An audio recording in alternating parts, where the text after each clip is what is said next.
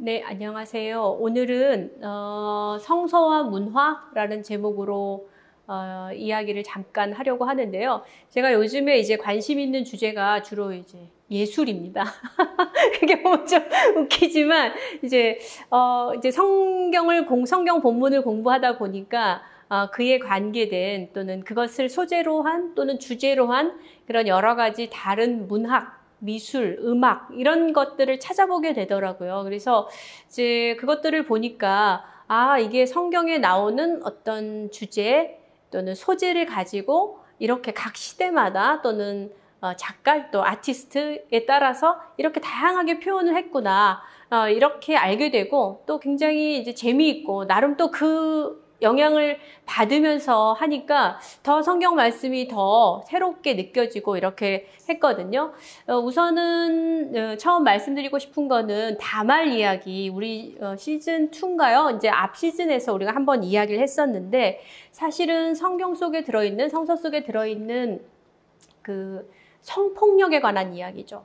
그래서 이야기하기가 상당히 껄끄러운 그런 이야기라고 말을 할 수가 있는데 그 이야기는 이제 지난 시즌에 저희들이 같이 함께 이야기한 적이 있습니다. 근데 거기서도 이제 다말이라는 여자가 나오는데 그건 다윗의 딸이었고, 그러니까 공주예요. 왕궁에서 일어난 일인데 그의 오빠 암논이라는 오빠가 있었고 그 암논은 다윗의 후계자예요. 큰아들이고 말하자면 이제 왕이 계승자입니다. 그 왕이 죽으면 그 뒤에 왕이 되는 사람이고 그런데 그 암논이 자기의 이복 동생, 여동생인 어머니가 다른 동생이죠. 그 이복 여동생인 다말을 이제 사랑했다. 이렇게 나와 있다는 거죠. 그러니까 성적으로 욕심을 냈고 결국에는 어떤 간교를 써가지고 그 동생을 말하자면 그 성적인 대상으로 삼습니다. 성폭행을 저질렀다라고 하는 거예요.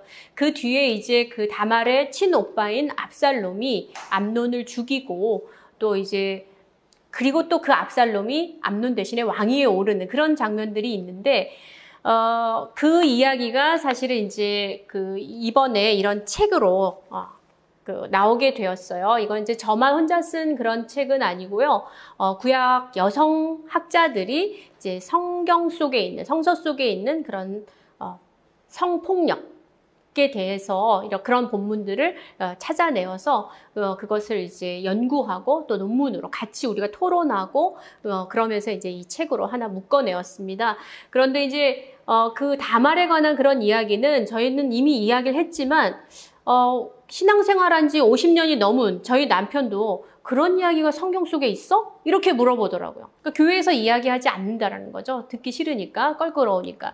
근데 이제 이 책을 만들면서 이제 여러 가지 그림들을 찾아보니까 사실은 이미 많은 예술가들이 이것을 소재로 해서 그림을 그렸어요. 근데 굉장히 재밌는 건 뭐였냐면은 같은 소재를 가지고도 사실은 그 아티스트의 관점에 따라서 다양하게 그 표현이 되었다는 거예요. 똑같은 그림은 아무것도 없는 거예요. 그런데 이제 다말은 거의 이렇게 벗겨진 모습으로, 왜냐하면 이제 강간하려는 오빠를 피해서 도망치려는 그런 것을 갖고 있기 때문에 이제 그런 벗겨진 모습으로 또는 어떤 때는 소극적으로 저항하기도 하고 어떤 때는 적극적으로 저항하기도 하고 이제 그런 모습이 여러 가지 해석이 가능한 거죠. 이제 그런 표현, 그런 미술 또는 작품에 대한 그런 표현에 이미 그 아티스트의 해석이 들어가 있고 그 해석, 관점이 그렇게 자신의 작품으로 표현되었다. 이렇게 볼 수가 있습니다. 제가 이제 이 다말 이야기를 보다가 이제 비슷한 이야기를 또 이제 발견을 했는데 성서 속에서 그 여자가 남자를 이제 죽이는 그런 장면들이 많이 있어요. 주로 이제 군대의 장관을 죽여서 전쟁을 끝내는 그런 여자들. 이제 그것을 제가 찾아서 또 지금 논문을 쓰고 있는데, 그 중에 이제 제일 재밌는 이야기가 바로 이제, 우리 개신교의 성경에는 포함되지 않지만 이제 외경에 포함되는 유디트라고 하는, 말하자면 책에 들어있는 이야기인데요. 그건 일종의 역사 소설인데, 그 유대 여자인 유딧이 아시리아의 군대 장관인 홀로페르네스를 말하자면 목을 잘라서 죽이는 거예요. 그래서 이제 그 자신의 미모를 이용해서 그 적장을 유혹해서 말하자면 이제 죽였다. 이렇게 되어 있거든요. 그런데 그 제일 유명한 그런 유딧에 관한 그림을 제가 한번 찾아봤는데요. 16, 17세기의 여성 화가인 아르테미시아 젠텔레스키라는 그 여성 화가가 있어요. 그의 그림이 홀로페르네스의 목을 베는 유디트라는 제목의 그림이 있거든요. 그런데 굉장히 뭐랄까요? 생동감이 있는 아주 역동적인 여자가 그 홀로페르네스의 목을 칼로 이렇게 베는 그런 장면이 있거든요. 굉장히 그걸 보면 정말 진짜 이런 일이 벌어졌구나 이런 생각이 드는데 이제 재밌다라고 해야 되나요? 이건 이제 거기에 숨겨진 비하인드 스토리를 보면은 그 자신이 아르테미시아 그 젠텔레스키가 17살 때 자신의 스승이자 아버지의 동료인 그 아고스티노 타시에 의해서 강간당한 그런 경험이 있고 그래서 그 홀로페르네스의 얼굴에 그 타시의 얼굴을 그려 넣었다라고 하는 거예요. 그러니까 똑같은 유디트라는 본문을 가지고 그 소재를 가지고 그림을 그리면서도 자신의 경험이 거기에 들어갔다라고 하는 것이죠. 그래서 이제 아주 다양한 방식으로 그 이전에 있었던 본문들, 우리에게 알려진 다른 주제, 다른 메시지를 주려고 하는 본문들이지만 자신의 특별한 경험, 그건 또 여성의 경험, 그리고 그렇게 성폭력을 당한 여성의 경험으로 새롭게 표현되고 해석될 수 있다라고 하는 것이 거기 드러나 있다라고 이렇게 얘기를 할 수가 있고요. 제가 이것을 통해서 말씀드리고자 하는 거는 뭐냐면은 성서는 여전히 우리 곁에서 살아 움직인다.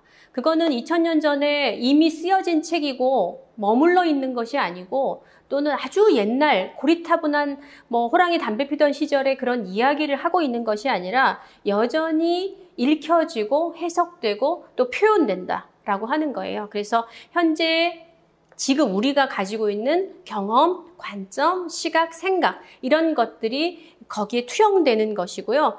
또 그것을 또 보고 저희도 마찬가지죠. 그런 관점으로 저희가 이야기하고 가르치고 또 예술가들이 표현하고 문학가들이 글을 쓰고 하는 것들에 또 영향을 또 그 다음 그것을 읽고 보는 사람에게 또 영향을 끼칩니다. 그렇기 때문에 사실은 어떤 것이 정답이다 이렇게 말을 할 수는 없을 것 같아요. 그것이 오래됐다라는 이유로 그 해석이 오래됐다라는 이유로 아니면 권위 있는 누군가에 의해서 해석되고 그것이 전해졌다라는 이유로 그것만이 정답이다 이렇게 이야기할 수는 없다라고 할 수가 있겠고요.